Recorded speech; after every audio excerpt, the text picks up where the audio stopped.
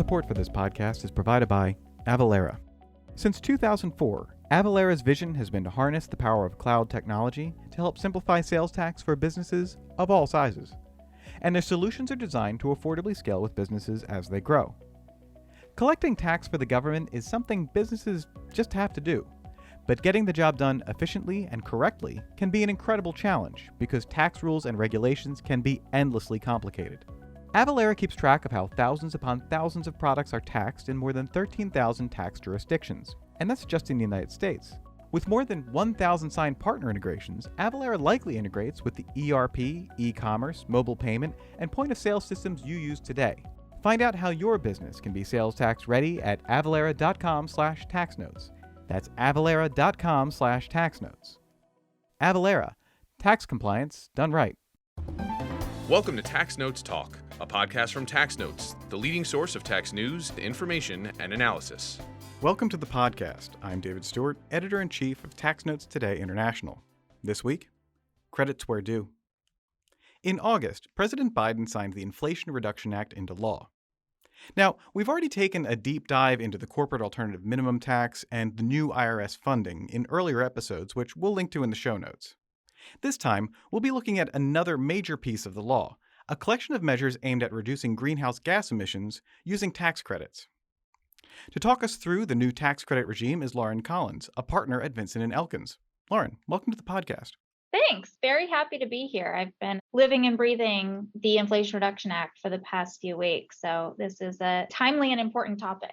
Well, all right. I'm glad to have you here. And could you first of all tell us how big was the climate portion of the Inflation Reduction Act? Well, I think if we're just going by page numbers, I want to say about half of the 700 plus pages. But, substantively, it's huge, right? This is, not to overstate things. This is really just an historic investment in energy and climate in the United States. We've never seen a tax bill of this scope hitting on energy. You read through it, and there's really kind of something for everyone, particularly in the renewable and clean space. There's dozens of provisions in here that are meant to encourage investment in renewables and clean energy, in domestic manufacturing, and electric vehicles, and electrification of our grid. So there's just a ton in here. If you look at some of the projections of the impact of the IRA, it's going to result in trillions of dollars of investment. And if the interest that we've gotten from clients over the past 6 or so weeks is any indication, people are acting on this in real time and making commercial decisions based off of what was in the IRA.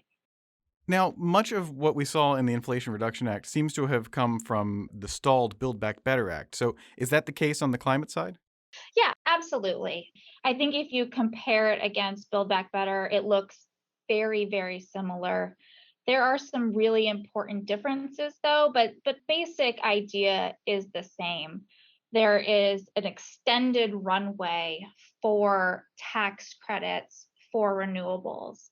So essentially, we have until 2033, if not longer, for these tax credits to be available for many industries. And that's very similar to Build Back Better. Important differences, there's new labor requirements that are in there, and that is novel to this area of the tax code. Another big difference as compared to Build Back Better is some of the monetization techniques, which we can chat more about, the direct pay and the transferability. And what's not included in the IRA versus Build Back Better, which is very important, is a credit for transmission. That did not make it into the IRA bill, much to, I think, everyone's surprise and disappointment. What is the credit for transmission? So in Build Back Better, there was a tax credit for investment in transmission assets. So, we have tax credits for, let's say, investing in a solar project or wind or geothermal or nuclear or hydrogen, and the list goes on, for all of these technologies that have a tax credit that you can find in IRA. But how you actually move that electricity once you've generated it from these renewable or clean sources it needs to go onto our transmission grid. And I think, anyone that's kind of remotely paying attention to this stuff realizes that our transmission grid is in desperate need of upgrade, particularly if we're going to have the kind of upgrades and investments on the generation side that we expect the IRA to provide. So there's a bit of a missing piece where we've incentivized the generation side of the electricity, but what we've missed is how do we get that electricity to folks' home? Now, you mentioned this giving a longer runway. What did the tax credit landscape for renewables look like before the act? Sure. So before the act, we had a production tax credit and an investment tax credit, and both of those credits were sunsetting. So basically, you needed to have begun construction prior to a given date, that has passed in order to be entitled to the full credit rate. And then eventually, both the PTC and the ITC were going to sunset completely. What the IRA did is it said these specific tax credits, the PTC and the ITC, are extended for any project that begins construction prior to the end of 2024. So it gives us a few more years. And then once we get to 2025, we're going to transition to this new technology neutral regime where essentially any sort of asset class can qualify as long as the greenhouse gas emissions rate is zero. So if you're any sort of clean energy or energy storage asset from and after 2025, you're eligible for a technology neutral credit, regardless of whether you're listed as one of the specific assets that qualify, which is the way the current ITC and PTC are set up. And then that technology neutral credit is available until at least 2033, probably longer. That's just kind of the minimum period of time, because the sunset date for that will start to phase down once we've hit greenhouse gas emissions in the country equal to 25% of what they are in 2022. So would be amazing if we were to get there by 2032 or 2033. Probably a bit optimistic. So we probably have even more runway for these tax credits than we think. So it's probably 10 to 20 years of runway. All right, so what kind of projects can we expect to be supported by these credits, and how big of a support are they? I think we'll see some of our traditional renewable energy projects, especially over the next few years, being the main beneficiary of the credit. So solar and wind in particular are going to get a nice push from these credits, as will standalone storage. The IRA added in standalone storage as a specific asset class that is eligible for the investment tax credit. Previously, you needed to have paired your storage with a renewable facility, and there was some complicated rules to basically make them treated as one facility. They've gotten rid of that. So now you can put a storage facility basically anywhere on the grid and you'll get a credit for it. So I think, solar wind storage, we're going to see a nice push for those assets over the next few years. Kind of longer term, I think we'll start to see more hydrogen projects and more carbon capture projects. The carbon capture credit, it existed under pre-IRA law, but IRA significantly expanded it. The credit amount is hyped up, and the ability to qualify for the carbon capture credit, the threshold was reduced. So you can qualify for the carbon capture credit more easily.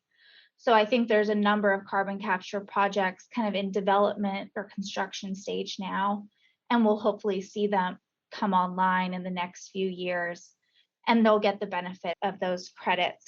Same for hydrogen. Hydrogen is definitely a development stage technology right now, but the IRA provided really beneficial incentives in the form of tax credits, particularly for green hydrogen. It's primarily hydrogen produced through electrolysis of water, and then that produces green hydrogen. And you get a powerful tax incentive for the production of hydrogen in that case. So we're aware of a number of hydrogen projects that, maybe we're kind of touch and go. With IRA, we expect them to be much more economic. So hopefully we'll see those projects start to come online a few years out. Now, what kind of carbon capture technologies are we looking at in those projects? The cool thing about carbon capture is there's kind of a good amount of variety of technologies. There's kind of, traditional, you capture the carbon directly from an industrial facility and you inject it into a well in the ground. That's kind of the basic carbon capture technology. But we have all sorts of fun conversations with people that are developing direct air capture, for example, where you basically capture the carbon directly from the air. And then we have conversations with people who are looking to capture carbon and then utilize it in a creative way and basically find a commercial market for the carbon that has been captured. So I think there's a lot of cool stuff out there. The higher credit rates, particularly for direct air capture, you can get a credit up to $180 a metric ton of carbon captured. So it just starts to make those more creative types of assets more economic. So I expect we'll start to see more creative ideas. As I understand it, the IRA is both climate policy and industrial policy. Could you tell me about the labor requirements? You set it up well, right? So there are, these very powerful and long list of incentives for development of renewables and clean energy technologies and projects. But you don't just get those for doing the development itself. If you want to take advantage of the full credit amount, you need to satisfy these labor requirements. And it's a little novel to have imposed these types of requirements into a tax credit because as you've highlighted, it's really pushing forth a policy agenda to pay prevailing wages, which is the first requirement, and to train our workforce in these renewable or clean energy jobs, which is the apprenticeship requirement, which is the second piece. So again, the prevailing wage requirement is the first piece of it. And what that says is that if you want the full credit rate available, you need to pay all of the laborers and mechanics that are on site doing the actual development of the asset a prevailing wage.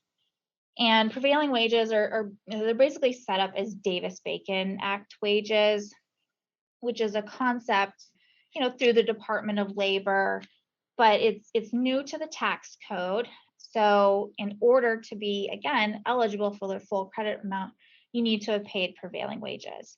So again, this is going towards kind of an overall policy perspective or goal of bringing good jobs to the United States. These are good paying, stable jobs in a growing sector. And so we want to make sure that not only are we giving credits to the companies that are doing the development, but that the people that are actually on site swinging hammers are paid appropriately. The other piece is the apprenticeship requirement.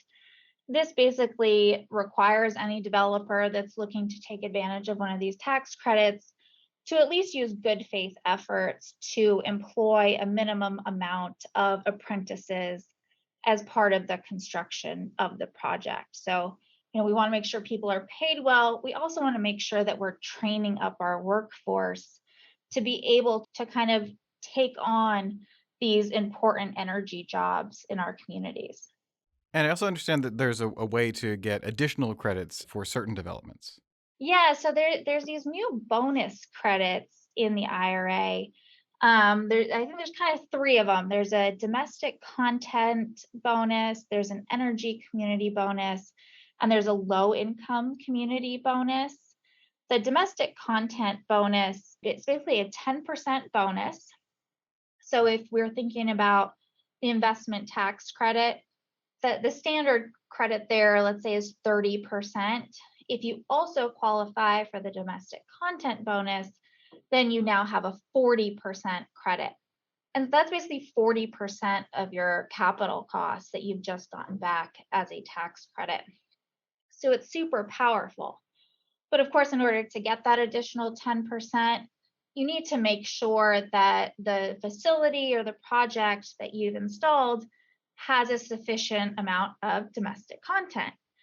And so the specifics there are that all the steel, all of the iron, and a minimum percentage of the manufactured products that make up the facility are US manufactured. That percentage starts at 40% and then it ramps up over time.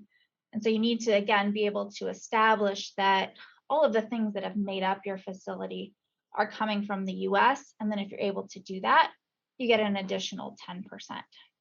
And then again, the other two, that's the energy community bonus and the low income community bonus. These are available based off where your project or your facility is located. On the low income community bonus side, it's just that.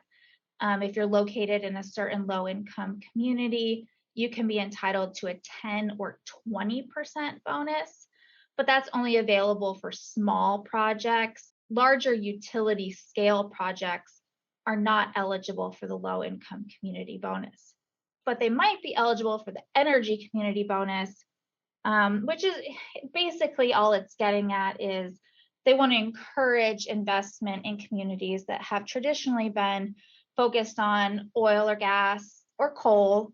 And if you're investing in a renewable or clean asset in one of these communities and helping to revitalize that community or change some of the economy there, then you can get an additional 10% bonus. So if you are lucky enough to find a way to be eligible for all of these credits and all of these bonuses, you could have an investment tax credit as high as 70%.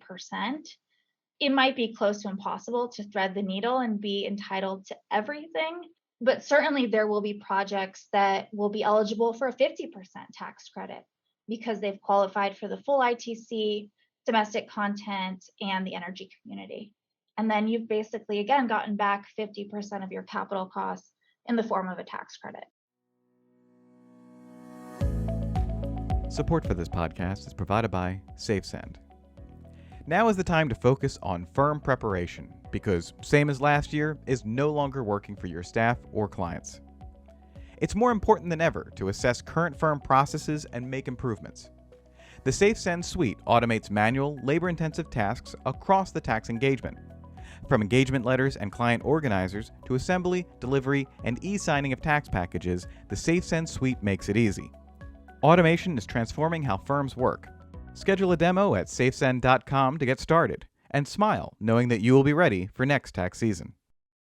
I understand that there was a change in the way that these credits could be claimed through, I understand, like a transferability of the credits. Could you tell us about that? Yeah, so as background, and everyone listening will know this, but in order for a tax credit to be valuable, traditionally you've needed to have a tax liability to offset it against. Otherwise, you just kind of carry it forward until you do. So what people have had to do in the past, particularly developers of renewable assets who oftentimes do not have a large tax bill, is partner with someone who does. And you'll hear that referred to as a tax equity investor. And so they'll enter into somewhat complicated partnership arrangements with folks that can monetize the tax credit. And that's a way that people have been able to take advantage of tax credits in this space historically. What the IRA does is it says you can still do that, and there's many reasons why people will continue to engage in tax equity transactions, but it gives some additional options so that that's not the only, path forward if you're looking to monetize a tax credit. So as you mentioned, there's transferability. This is, it's really as simple as just selling the credit. So if you generate a credit, if you can find a willing buyer, you can agree on a price, you can sell the credit to a third party will be able to take that tax credit and report it on its tax return against its own tax liability. So you no longer need to enter into a complicated partnership type arrangement. You can basically enter into, it's more like M&A, right? Here's a credit or here's my asset, and I'm going to sell it to you for an agreed upon price. That's not to say it's going to be like completely without transaction costs, because there will be plenty of transaction costs. These are still very sophisticated parties, and there will be reps and warranties and indemnities that need to be negotiated, but it's still another option apart from tax equity. The third option that was added was direct pay. This is a little bit different from Build Back Better. In Build Back Better, you could do direct pay pretty much for any asset, and regardless of what type of taxpayer you are. The IRA changed it a little bit. And direct pay is basically, it's just a grant. So you've taken your tax credit and you've turned it into a cash payment from the government. You'll run that process through your tax return, but the impact's the same. It's just a cash payment. The important limitation in the IRA, though, is that it's really kind of geared for tax exempts, state and local governments, rural electric cooperatives, Indian tribes, a few others. But the people that can take advantage of it is significantly limited. Exceptions to that, though, are 5 years of the hydrogen credit and the carbon capture credit. You can use direct pay for that period of time for those credits, regardless of what type of taxpayer you are, which is very important for those technologies because, again, they're a little bit more novel, a little bit more development stage for some of them. So it helps that they can do this kind of grant or direct payment instead of having to find a buyer or a tax equity investor. You can also do direct pay for the advanced manufacturing production tax credit, which is basically a credit for domestic manufacturing where you get a per dollar per kilowatt type credit for renewable components that are produced in the United States. Is there any sense yet about how soon we'll start to see new projects that are coming about specifically because of the Inflation Reduction Act? Oh, I mean, I think it's already happening. I mean, we're seeing lots of activity, lots of excitement. We're having conversations with clients multiple times a day, that are changing their behavior as a result of the IRA. There was also some information this morning that was sent around just at the firm internally about the number of deals that are moving to the US. So these are basically like manufacturing facilities that will be onshored as a result of IRA. So we're seeing this in real time. I mentioned hydrogen too. We're seeing projects that had been kind of set aside. Now they're reinvigorated because of the Inflation Reduction Act. So it's happening. It'll remain to be seen the scale and how quickly some of these are actually executed, but the momentum is definitely there. And this bill also supports the development of nuclear power. Do you foresee that being something that gets taken advantage of, or does that require too much time and commitment?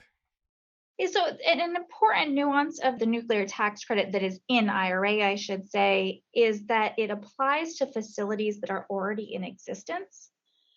So, from my perspective, that means they don't want you to develop new nuclear, but they want you to keep the stuff that's already in existence around and operating, and for it to just continue to be a part of our energy mix in this country. I think it goes without saying that our energy needs are only growing and exponentially. So things like nuclear, things like renewables, even traditional, oil and gas, there's kind of a space for everything. And I think the nuclear credit was a reaction to that. It's, we need everything to kind of be, all hands on deck if we're going to be able to make sure we satisfy our energy needs. So to the point of the energy needs and the other portion of this bill, which is to get down the amount that consumers are using, there are some tax credits available to individuals for energy efficiency. What sort of tax credits are they? Yeah, so it's similar to the extension of the investment tax credit for businesses. There's also extension of the tax credit that homeowners are entitled to for energy property. So for putting a solar panel on your roof, for example, that tax credit has been extended. There's also deductions available and credits available for, as you said, energy efficiency. So, for example, installation of energy efficient windows or boilers or heaters, there's a place in the IRA for those benefits as well. There's also electric vehicle credits. Those have been getting a lot of attention, of course. They're available for new and used electric vehicles, which is kind of cool. Oftentimes the code requires an asset to be new to get a credit. This is a different twist on that. So you can buy a used electric vehicle and get a tax credit. I believe it's up to $4,000 on your purchase. Speaking of the electric vehicle credit, I understand that there was an older credit that's beginning to phase out and is being replaced by this new system that has a few more requirements on it. Yes, no, you're absolutely right. There are some new requirements, and the requirements basically get at moving things to the U.S. I don't think it's any secret that a lot of the technology and the minerals and materials and components that make up our electric vehicles do not come from the United States. So the credit is really contingent, or I should say that a taxpayer's entitlement to the credit is contingent on the vehicle meeting certain kind of domestic manufacturing requirements, so that we're giving credits for things that have actually been assembled here in the United States. On the flip hand, one of the things that improved in the electric vehicle credit is previously there was a cap per manufacturer, which is kind of a weird concept, but you depending on which manufacturer you were, you could kind of use up your cap sooner than later, and it might push people to buy one version of an electric vehicle versus another. They got rid of that, so that is an improvement, even though there is this additional limitation on requiring the vehicle to have been manufactured in the US, basically. Now, turning back to the larger picture here, I know hearing from economists, they often talk about how a tax credit is the way to deal with climate change. This bill seems to be mostly carrots instead of the stick of a carbon tax. Yeah, no, I think that's exactly right. This bill is just chock full of tax incentives. As we've talked about, there's a little bit for everyone, and it's in the form of a financial incentive. So it's to encourage people to make investments, to change their manufacturing location, to electrify their assets.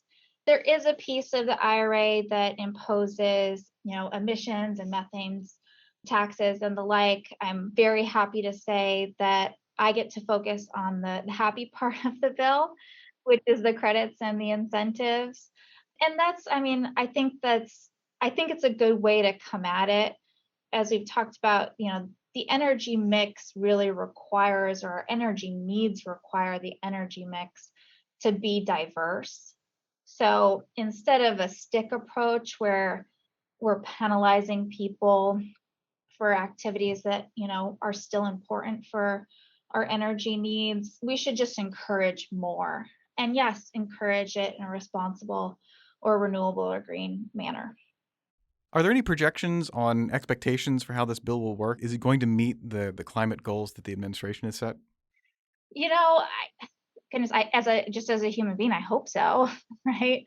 I think our goals are ambitious for sure. I think that the main impediment, as I see it, and this is, from the perspective of a tax attorney, not as an economist or, an expert in kind of energy needs across the country, but I think our biggest impediment is transmission. And I think we've done a really great job in the IRA of encouraging investment in generation. But again, how we get that generation to people's homes and businesses, that's the next hurdle that we need to figure out a way to overcome. Otherwise, electricity is going to continue to be scarce and expensive. So I think that's the next piece. I don't know that that's going to happen through the tax code. It seems like what is needed there more is permitting reform, which, as I understand it, is in process as we speak. But remains to be seen whether we get that figured out. Well, Lauren, this has been great. I wish you the best of luck with the flood of new work coming your way. Thank you for being here. Yeah, no, my pleasure. And if you know any good tax lawyers, send them my way because we are quite busy. And now, coming attractions. Each week we highlight new and interesting commentary in our magazines. Joining me now is Acquisitions and Engagement Editor-in-Chief, Paige Jones. Paige, what will you have for us? Thanks, Dave. In Tax Notes Federal, Jasper Cummings explains why all acquisitions are bootstrap acquisitions. Robert Warren and Timothy Fogarty argue that refunding the IRS will make it functional again. In Tax Note State, Marty Sullivan examines how state severance tax revenues have skyrocketed since 2007. Ethan Miller and Michael Giovannini provide updates from the fast-paced world of unclaimed property. In Tax Notes International, Stephanie Song Johnston reports on Pascal Saint-Amand's planned resignation from the OECD at the end of October. Three Matheson practitioners examine the deductibility of digital services taxes in Ireland. And finally, in Featured Analysis, Ryan Finley argues that there are many possible grounds for appealing the bizarre transfer pricing method endorsed in Medtronic 2. That's it for this week. You can follow me online at TaxStew, that's STEW, and be sure to follow at Tax Notes for all things tax. If you have any comments, questions, or suggestions for a future episode, you can email us at podcast@taxanalyst.org. And as always, if you like what we're doing here, please leave a rating or review wherever you download this podcast. We'll be back next week with another episode of Tax Notes Talk. Tax Notes Talk is a production of Tax Notes. You can learn more about us by visiting www.taxnotes.com/podcast. When major media wants the straight story, they turn to Tax Notes. Thank you for listening, and join us again for another edition of Tax Notes Talk. Want to see more like this? Subscribe for more tax videos. Special thanks to our executive producers Jasper Smith and Paige Jones, as well as showrunner and audio engineer Jordan Parrish.